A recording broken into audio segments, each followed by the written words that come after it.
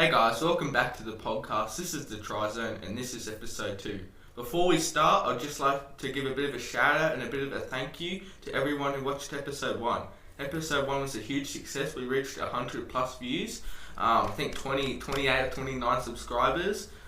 We had 2 shorts that went out and they did pretty good too. So look guys, continue watching it, continue subscribing, and I can't thank you enough. I'm now joined by my Uncle Stu. How are we? Doing great, mate. How are you? Yeah, not bad. We had 2 pretty good footy matches on the weekend, didn't we? It's great to see the cream rise to the top. Melbourne and Penrith rolling through their semis. 2 very dominant matches. Dominant performance and all the key players for both teams standing up, and they made a big statement. It's a fan's delight. Yeah. And now we are 7 days away from the 2020 Grand Final rematch. Panthers versus the Storm. How good? Oh, so good. Doesn't get any better than this. 2 best teams going at it. I can't wait. Harry Grant, Munster, Pappenhausen, Cleary, Luai. How exciting. How good. It's going to be good. We'll talk about the Grand Final a bit later, but first, our first big story. Massive week for the Broncos. Kevin Walters parted ways with the Broncos. Massive. I did not see this coming. I was shocked. I think it was Thursday night it came out. I was completely shocked. I think this is his decision. They're saying. If you want to believe that, you can believe that. But it's really big. And Matt Maguire, New South Wales coach, he looks like he's in the box seat to take the job. What's your opinion on this? I think it's a great move by the Broncos, and totally agree. Surprising. What it is, I think you're seeing Brisbane step into the modern era of rugby league. Now, they had a super talented squad last year. They were moments away from winning the premiership, and but not for some Cleary and Crichton magic last year, they would have won a ring. And what you're seeing this year is kind of that grand final hangover, but perhaps the team hasn't evolved in the way they need to play a modern style of footy. Now, there's been rumours for probably 2 years now that Kevy's coaching style probably wasn't a great fit with that squad. Yeah, remember Cobbo came out. I think Reece Walsh has said a couple of things too along the way. So you've had, I guess, some disruption or discontent within the playing group for a while, and fair to say their talent alone got them into that grand final.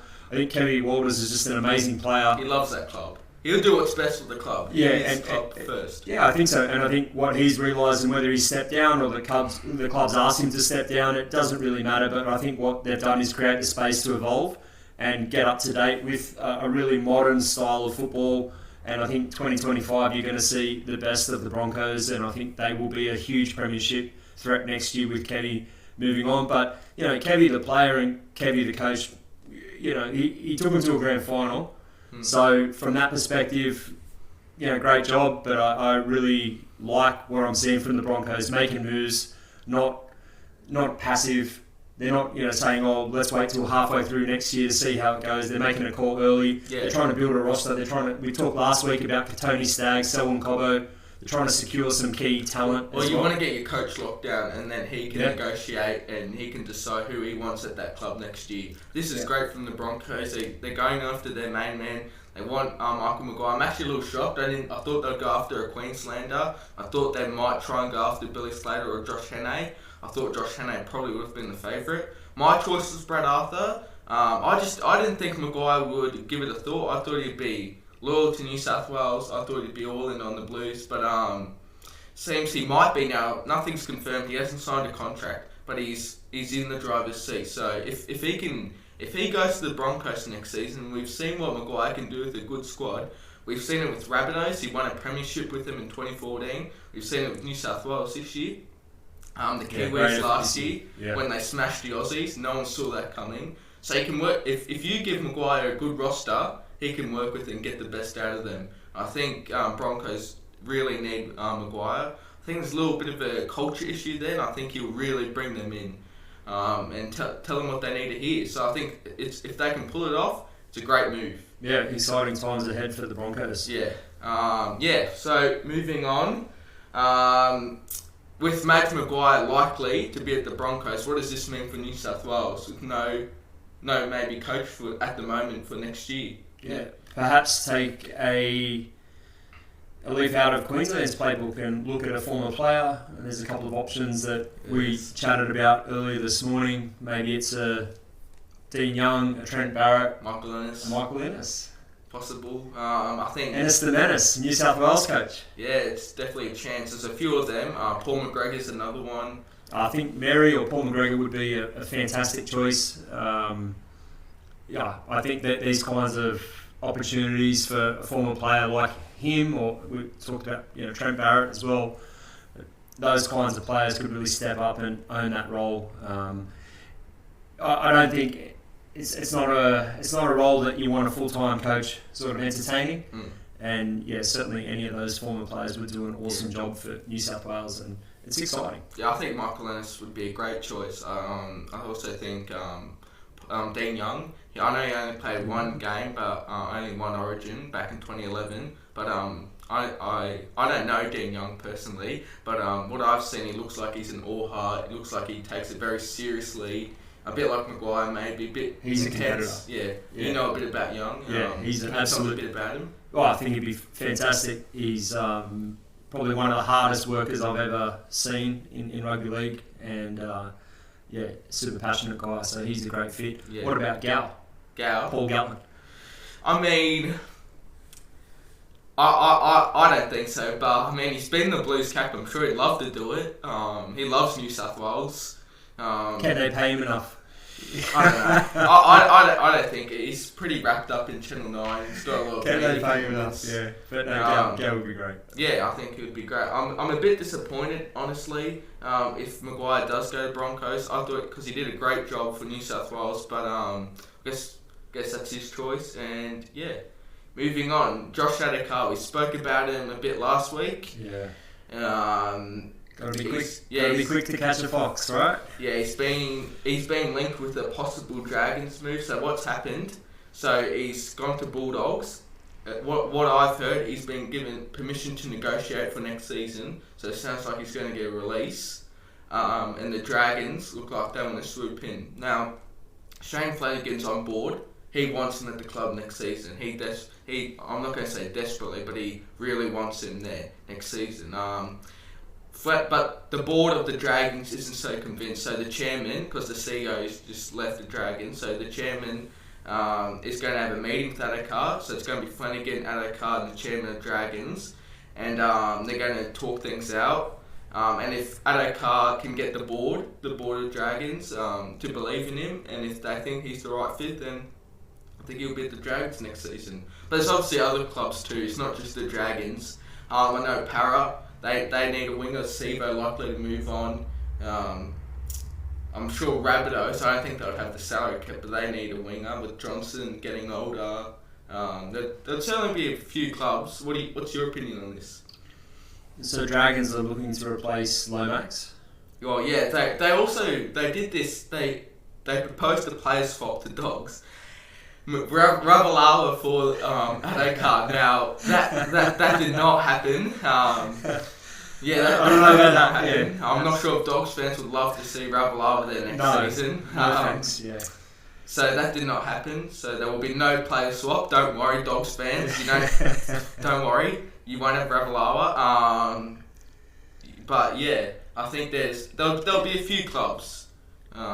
He's a very proud Indigenous man too. That's why I said Rabbitohs. I think he'd fit in great there. What you have to think about now is what is his value. So his market value at Bulldogs is quite high. I think it's on $550 for the final year of the contract. Yeah, final year. Okay. Does he get that? Like, is there value in this exchange for the Bulldogs? That's one thing. Does he decrease in value after this? Well, he certainly doesn't go up. No, he does not go up. Yeah. So that's one of the challenges. How much is he worth at this time, right now? It's hard to say. It's really hard. He got dropped from Origin. He's had it tough probably last year with injuries and all that. I wish him the best. We'll have to see what happens in the next week or so. He'll land on his feet. But I think it's a good move for the Bulldogs, and it sounds like it's going to be a good move for Adokar wherever he lands. But don't be surprised if he's wearing a Para jersey next year. Yeah, I could certainly see them. They certainly have the cap space, Para, with a lot of players moving on. Now, there's been a lot of controversy over this year, right? We've had a lot of concussions, and we've had a lot of these concussions from the kickoff. We saw on Friday night between Storm Roosters off the kickoff, Lindsay Collins takes it up. Nelson Solomona hits him in the jaw, bang, out for the rest of the game, Collins. Now, this debate has come up again. Should we ban the kickoff? It's a very controversial one. I'm very strong in my opinion. I'd like to hear yours first. Yeah, well, firstly, sending out our regards from the Tri-Zone to Lindsay Collins, and that is not what any footy fan wants to see, and I'm certainly not a Roosters fan by any means, but the first play of the game, the last thing we want to see is an Origin player and someone of Lindsay's, quality, concussed in a big tackle, first play of the game. I do feel for Nelson. I don't know what else he could have done. If you look at that collision, there's 3 players involved in that contact, and it's really difficult for him to probably do too much more from that perspective. I think if you looked at that front-on camera angle, it almost looked like Collins' head sort of came into almost that collarbone type region across Nelson's chest. If you look at it from side on, maybe it looks a little bit more like point of the shoulder. I think the grading of that contact was also probably a little severe. He's been charged with grade 3, 4 game suspension. Yeah, I was surprised. To be fair, I thought it was going to be a grade 1, grade 2 at most. They'll have to fight it. But should we ban the kickoff is the actual question, and I'm going to say no. I think it's part of rugby league. I know in the NFL they've experimented with a few alternatives there, but I like the collision. I think the players just need to continue to evolve, lower the target zone, and let's keep those big hits coming in. Yeah, look, I'm all about player safety, right? We don't want to be seeing players getting concussed every game from kickoff, from high shots, right? We don't want it. But if our answer to that is getting rid of the kickoff, I just disagree. Like a kickoff, like when we're watching State of Origin, right? We're all sitting down. You see the timer up, 10, 9, 8, 7, 6, 5, 4, 3, 2, 1, and then you hear and then the kickoff, and like there's the electricity, and when whoever catches the ball takes it up the line, big shot.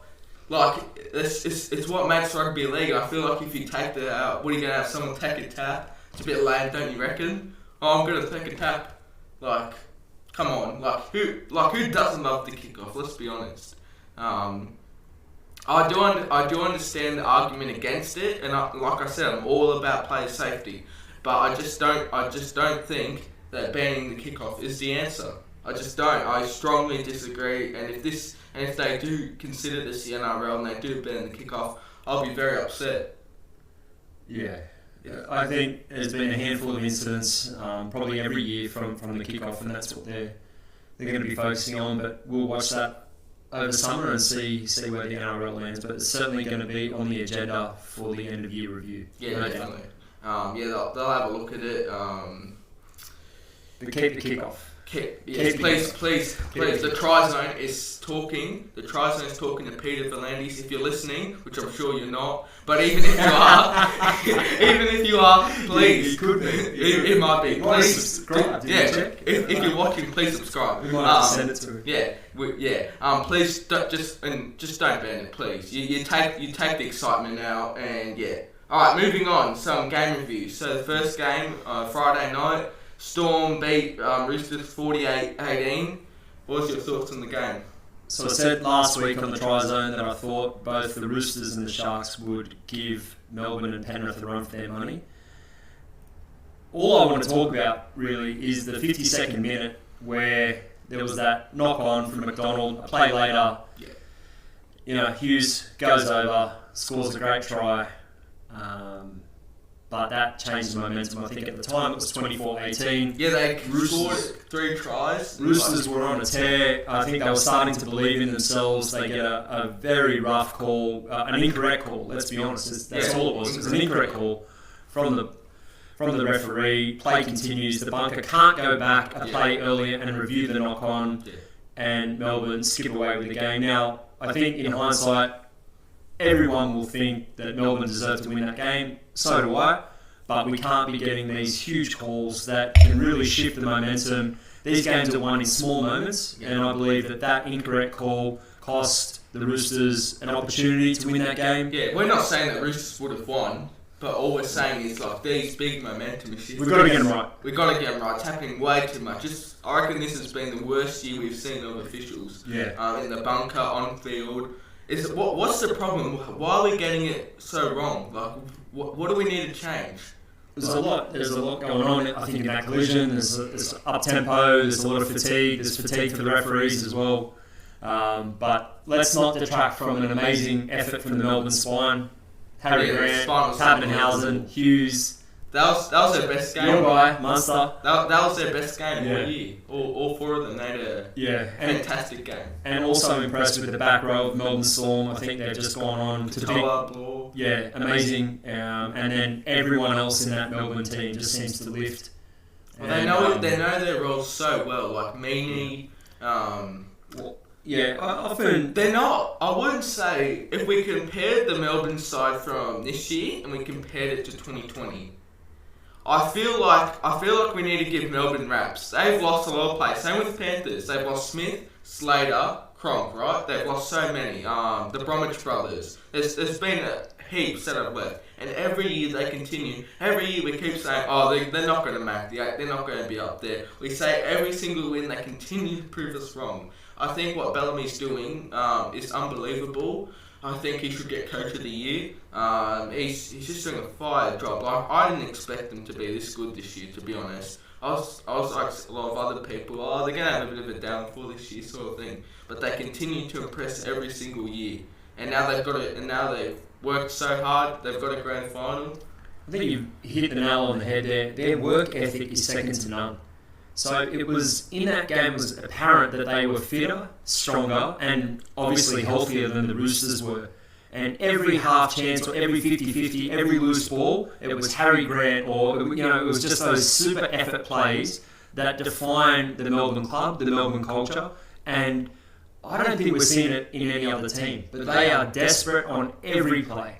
There is not a single play where Melbourne aren't competing for the ball. They're confident too. That is why, now I don't know whether that's part of their culture or that effort forms the culture or however you want to sort of frame it, but they are relentless and they just out-competed the Roosters for 80 minutes and they are absolutely deserving of a grand final spot.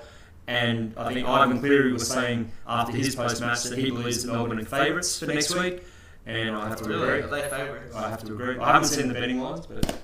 Yeah, right. You're too young to talk about that. Yeah, I'm too young, so I can't comment on that. Going into that game, I was certain that Penrith will beat Sharks. They'll win the grand final. I thought Melbourne would win. After watching that game, the performance Melbourne put up, their resilience, like they never go away, Melbourne. Like they keep coming back and they're so strong. Yeah. Their back five, like Warbrick, I have huge raps on Warbrick. Great season. I'll say it every week in and out. I think he's like top 3 best wingers.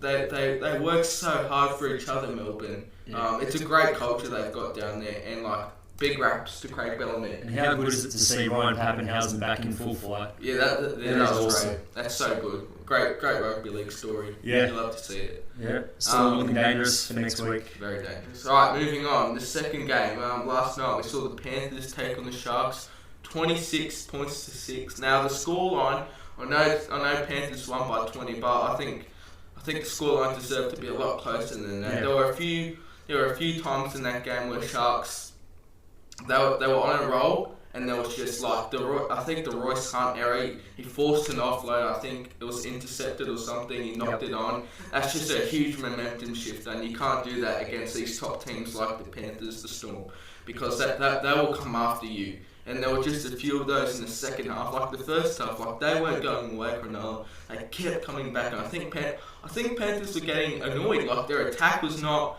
as good. I think in wet weather footy they don't play as good in attack. I thought Luai was very quiet. I thought Cleary had a great game. He had a great kicking performance. He kicked the 40-20. He kicked a beautiful crossfield kick to Toto. Just a beautiful try.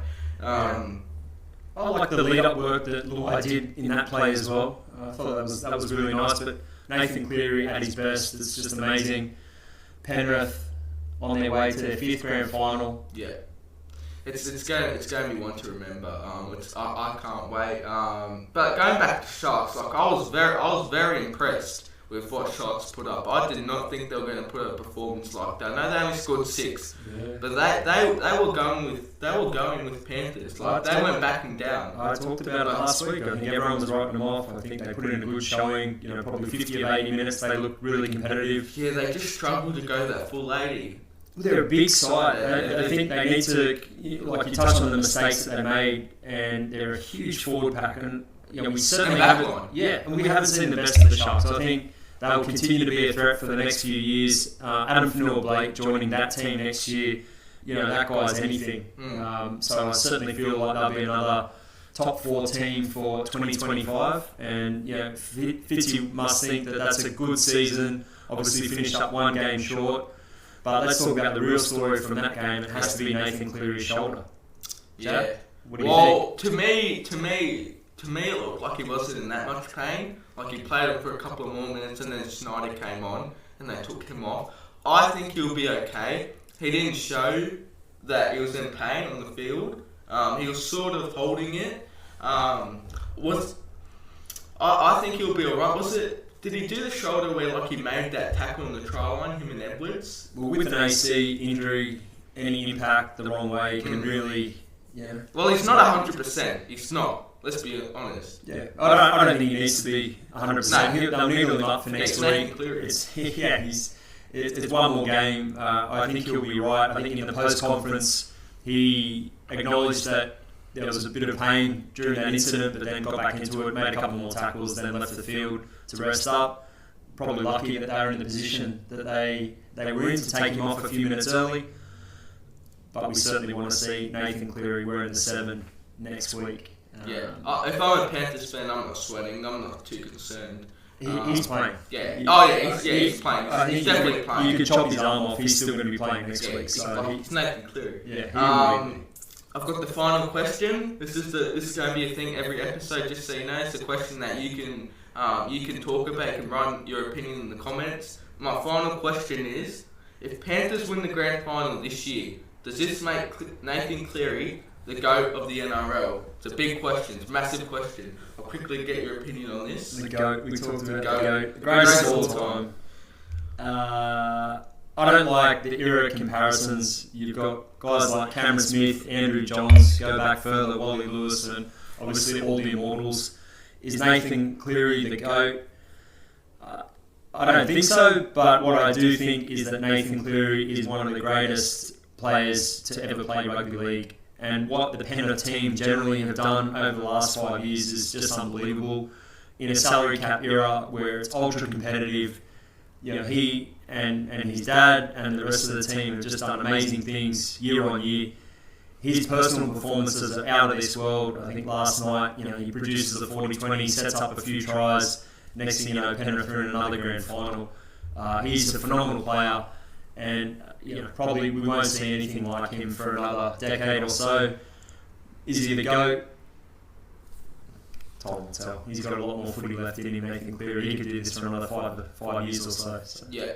And just before we wrap things up, I'll just get a quick prediction. I know that was going to be the final question, but just a quick grand final prediction. I'll let you go first, and I'll say mine. Okay. Dry weather footy, Penrith. Yeah. 24 degrees, fine weather, so no wet weather. Penrith by how much? Penrith by 4. I like it. I'm going Penrith too. I'll go Penrith by 2. I think it'll come down to goal kicking and Nathan Cleary. When the pressure gets on his team, he's just a professional.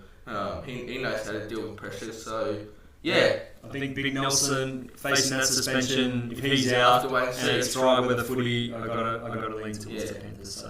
I think the judiciary is on Monday, so I'm sure he'll be fighting it. I think he should play, but I'll doubt if he gets that downgraded. Yeah, and I think without Nelson, that's a huge hole in that Melbourne pack, and Penrith for the win. Well, we're going to have to wait and see. It's going to be a great grand final. I'm sure it'll be one to remember. Thank you guys for watching episode 2. Episode 3 will be next week, I think. And just on episode 3, before we get off, there will be a major announcement for next episode 3. What announcement? I'll let you guys guess in the comments, but it will be major, so you'll have to come on and have a look, have a listen. Because when I say it, I think a lot of you will be very excited. So you'll have to wait and see. Big week. Dally M's. Judiciary. Can't wait. Grand final. Yep. Grand final week's a good one. Yep. Well, can't wait. All right. Thank you, Uncle Stu. Have a great week, guys, and tune in to episode 3. You're not going to want to miss it. Talk soon. Thank you.